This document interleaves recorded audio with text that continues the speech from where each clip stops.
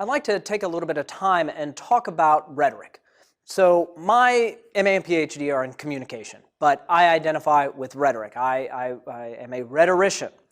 And that's kind of why I'd like to talk to this. Not to just correct some false impressions, though that's a good thing, but because the way in which we're going to study public speaking in this class is going to be from the rhetorical tradition. And I want to take some time just to make sure that we're all on the same page, that I've clarified definitions, that I've talked to how this is going to shape our time together. Now, to begin with, rhetoric has a wide range of definitions. We've had the term for millennia, and in fact, there's compelling scholarship that indicates Plato was the very first person to coin the term rhetoric. And rhetoric is something that is of key concern for Plato. Not always the biggest fan he was of rhetoric, but in one of his works, he defines rhetoric as the art of winning the soul by discourse. Now, his student Aristotle would define rhetoric as the faculty of discovering in any particular case the available means of persuasion. So here it's sort of an ability to see all the possible paths one might take in crafting a speech or crafting an act of persuasion. Quintilian, a Roman rhetorician, defined rhetoric as that thing that happens, this event that occurs when the good person speaks well. There's this nobility to it. That nobility is very much absent in John Locke's definition of rhetoric, one of the definitions of rhetoric, as a powerful instrument of error and deceit. Now, a more recent definition of rhetoric comes from a modern rhetorician. By modern, I mean alive. Gerard Hauser, who says, rhetoric is communication that attempts to coordinate social action. Its goal is to influence human choices on specific matters that require immediate attention.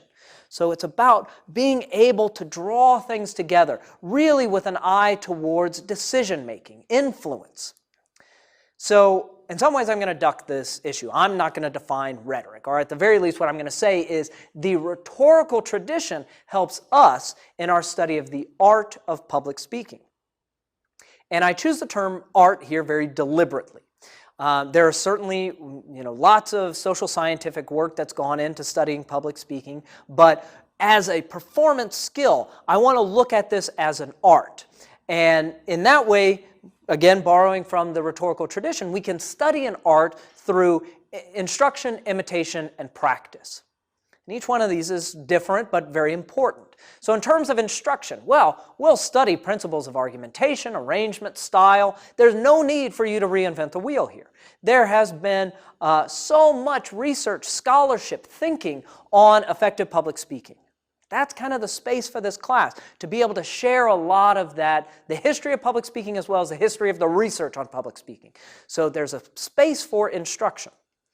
But then we also want to look at imitation. And in any sort of skill, and certainly in public speaking, we benefit by identifying and imitating some of the best practices of skilled speakers. And I'm not talking about stealing or plagiarizing here. So it's not like taking a line and claiming it as your own. So you're not sitting down like, I had a dream. Oh, no one will guess where that came from. So I'm not talking about plagiarizing or stealing. What I'm talking about is finding someone that you think is a good speaker, and often that is you share some traits with, and studying them and cracking open what they're doing in their speech so that you can borrow some of it or you can adapt what they're doing to your speech repertoire. So really finding good models of imitation, I think, is key to good speaking. And in fact, if you'll remember a couple of lectures ago, we talked about rhetorical situations. This is a really good way of sort of adapting to that. Since rhetorical situations demand so many varied responses to different genres, I want to find different models that have done that, or models close to me that I can look at and study. So instruction, imitation, and of course practice. This is the most obvious leg of public speaking study. You have to put in the practice. That stands to reason. You can go get all the instruction on public speaking you want, but you need to be able to adapt that, internalize those ideas, and develop your personal style that's really going to help you do well in those speaking situations. And the nice thing about practice is, of course, with public speaking, you can do it almost anywhere. In many ways, this is the benefit of doing an online class in public speaking. I'm going to often ask you in these lectures to practice something right where you're sitting.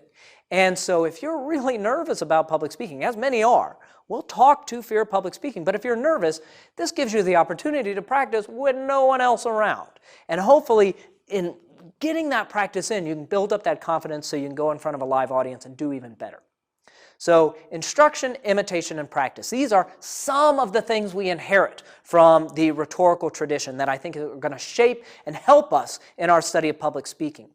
In the next lecture, I want to talk about the basic steps in putting together a presentation. The basic steps in putting together a presentation, the canons of rhetoric.